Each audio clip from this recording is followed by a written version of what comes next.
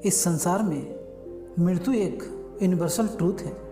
फिर भी हम मनुष्य मृत्यु के नाम से ही हमारे मन में डर उत्पन्न हो जाती है और हम मृत्यु के नाम से ही अपने आप को दूर भगाने लगते हैं। तो आइए गौतम बुद्ध की एक कहानी से जानते हैं कि गौतम बुद्ध ने मृत्यु से रिगार्डिंग एक स्त्री को क्या समझाया।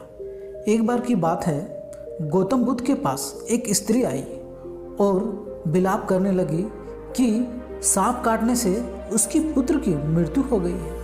इकलौते पुत्र को जीवित करने के लिए बार बार गौतम बुद्ध से विनती कर रही थी। बुद्ध देव ने उनसे प्रश्न किया, क्या तुम नहीं जानती इस संसार में जो भी जन्म लेता है उसका अंत एक दिन निश्चिंत होगा।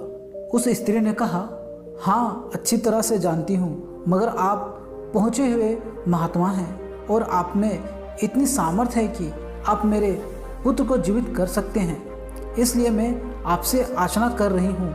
मेरा वह बेटा मेरी एकलौती संतान थी। मैं आपसे उनके जीवन की आस लगाकर आपके पास आई हूँ, मगर आप तो मुझे उपदेश दे रहे हैं। यदि आप उसे जीवित नहीं कर सकते हैं तो कृपा करके मुझे साफ साफ बता दें। गौतम बुद्ध ने जान लिया कि पुत्र वियोग में शोकमग्न इस स्त्री को समझाना बहुत ही कठिन है।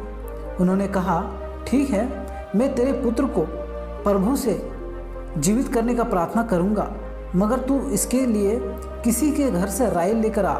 लेकिन इस बात का ध्यान रखना कि जिस घर से तू राई लेकर आई उस घर में कभी किसी का मृत्यु नहीं हुई हो। स्त्री के मन में आशा का संचार हुआ।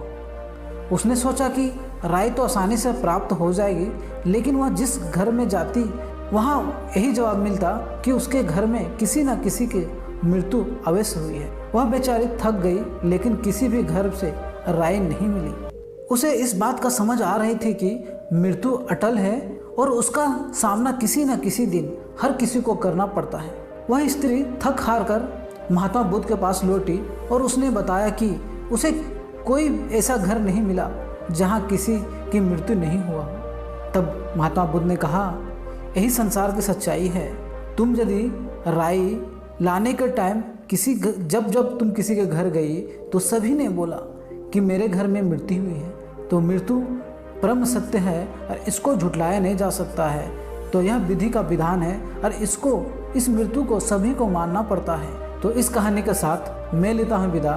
यदि वीडियो अच्छा लगा तो लाइक कर देना, शेयर कर देना और चैनल पर यदि नए हो तो चैनल को सब्सक्राइब कर लेना। धन्यवाद।